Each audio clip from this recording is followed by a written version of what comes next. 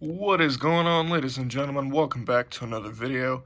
So today we are going to be basically doing a tour of my race suitcase and kind of the car as a whole, but mainly this is just to test out my new phone. So yeah. Just don't ask. So what we have here is a Traxxas Slash two-wheel drive that I have converted into a race vehicle over the past couple years. So let's go ahead and get into the upgrades. Starting with the body, believe it or not, it's actually a stock Traxxas Slash two-wheel drive body. I've had to kind of tape it back together, actually. Here's the inside. So on to the car now. Starting pretty much from where I started with it, I have a STRC aluminum bulkhead on it. I used to have an STRC tie bar on it, but I took that off for a little bit. Next we have the Traxxas, I think bearing carriers these are. Next we have and also do not get this piece, it is absolutely garbage. I have the Traxxas bell crank in there. Yeah, don't get that, it's terrible. Flipping the car around, we have a ProTech 155 SS. If I were to get another one, I would probably get the 160T because it's cheaper and it's actually faster than this one. Right here we have a Milapse transponder. I can't see that, but you have a transponder there. I have a Dumbo X6F receiver for my Dumbo RC 6-channel radio. We have a Yeah Racing fan, and we have the aluminum rear bearing carriers, I think these are called. They also have I don't know if you call that like VHA, variable height adjustment or whatever it's called. But yeah, and also all around I have the STRC hinge pins and lock nut washer things, I don't know. I forgot to mention, I also have the Hot Racing pinion and spur gear. I am currently running 1860 gearing, I think it is. Yeah, somewhere around there. So that does it for the upgrades. Now the main part of this car. This is the Chuckworks Slice A8 chassis. It is a mid-motor conversion for the Slash two-wheel drive. It comes with, obviously, the chassis plate with these kind of rails on it.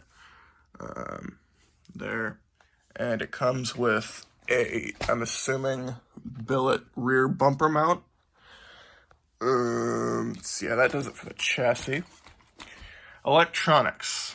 I have a ProTech 2S Shorty 5000 milliamp.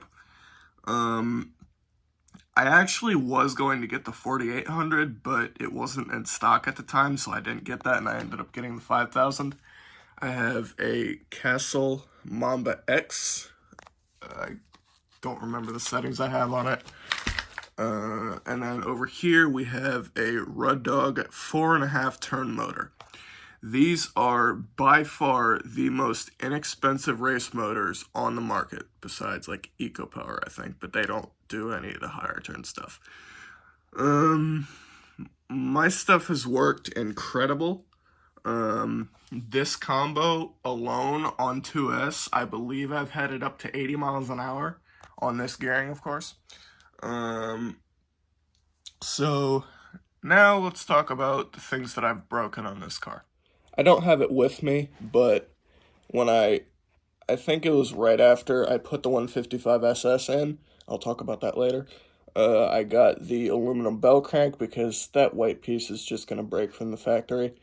And like I said earlier, don't get this one. Get like the Hot Racing one if you want to.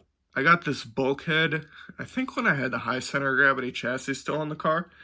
I hit it on a porch, and yeah, it broke a bunch of stuff.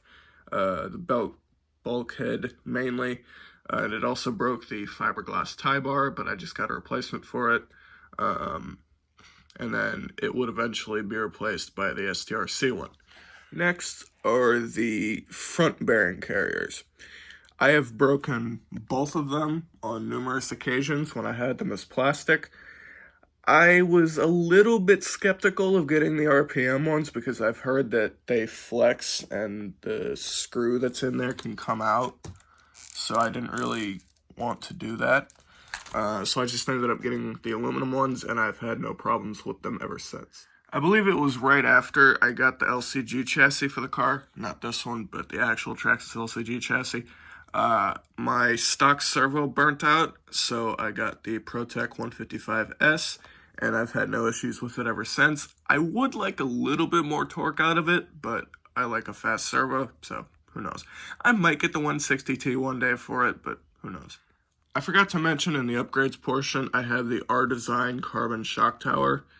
It's really meant for a drag car. I had the stock body mounts on the car, and it was quite difficult to get this body mount on the shock tower.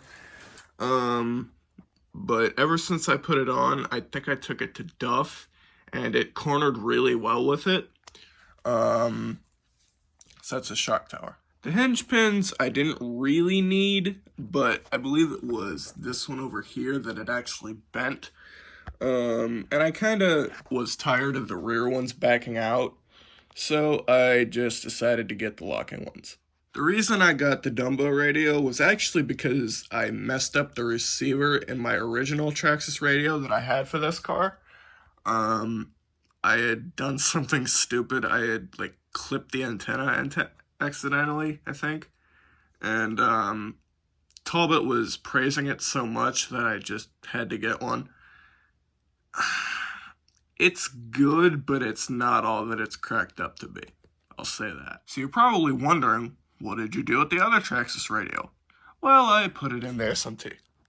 Lastly are the aluminum rear bearing carriers. I was actually at an Adrenaline club race, and I actually broke one. And the guy that was sitting next to me, funny enough, actually used to race slashes. So he pulled these out, and he gave them to me. So I am very thankful to him. So I didn't have to buy them. The original sensor cable that came with the Red Dog motor went bad on me when I was at Duff one weekend.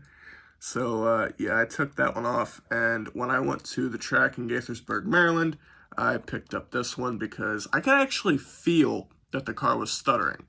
So, I picked up this sensor cable, and I have had no issues since. I believe it's a Reedy one, I want to say. Yeah, that sounds about right. Lastly, the reason for building this car with this chassis. People had been trashing the Slash for years, and I got tired of it. So I thought, you know what? I'm going to build this car up over a couple of years, and I'm going to put an insane amount of horsepower in it and see what I can do. When I took it to Gaithersburg, I felt like that mission had been accomplished because the car felt the best it's ever felt anywhere. So, yeah. With that being said, let's get into the suitcase. What's up? First thing you see is this Dodge bag. This houses my slicks and my charger, along with my Avid RC charge cable you might be able to see in there. Next up is my ProTech RC pit mat. I don't think I'm going to be using this bag anymore just because it's kind of a hassle to get it in there. So, yeah. Obviously, Simple Green, clean tires. I don't question it. I didn't see that it was the all-purpose one and not the concentrated one. Gorilla Tape, in case I need to stick stuff down. This is the double-sided stuff. So, yeah. If they ever want to sponsor me, your product is great. Knock on wood. I have a lot of towels in here. I just use them for cleaning tires and cleaning the car, to be honest. Nothing special. a power inverter for when I go to DEF because they have no outlets there. That's the specs on it. My tools. These are the ProTech Superlight hex drivers and nut drivers. These I actually got when I got that chassis. So yeah, these are fairly new, but not that new. More tires. These are the green ellipses that I usually run at Adrenaline. My L wrenches, because these are actually helpful to have. There are some situations where you can't get a normal hex driver in there, so they are helpful to have. The box for my battery, I have this just to hold body clips, literally it's just body clips in there, and these bullets that I don't use. These are just placemats that I used to use as pit mats before I got a pit mat. A spare parts bag, well, in this case, destroyed parts bag, because this is the spur gear that, well, one of them that I stripped. And then that's the old pinion I used to use, and some spare screws. Mamba X manual, that's always good to have. An old toothbrush for scrubbing tires. Just grab some miscellaneous stuff here. We got the sensor cable that died on me, the bent STRC tie bar, the transmission cover, shock limiter, spacer, don't yell at me in the comments, more shock limiters, and lastly, a T-handle wrench, because you always need one of these, trust me. Psh, boom! Alright. Thank you guys so much for watching, and I have to reiterate this. You do not need a whole suitcase to go racing. You can go racing with just a backpack of things, okay? Please do not take this as you need all of this, alright? Because you don't. Anyways, thank you guys so much for watching. It is awesome to go racing. And I'm not quitting, don't think that. But yeah, thank you guys so much for watching. Peace.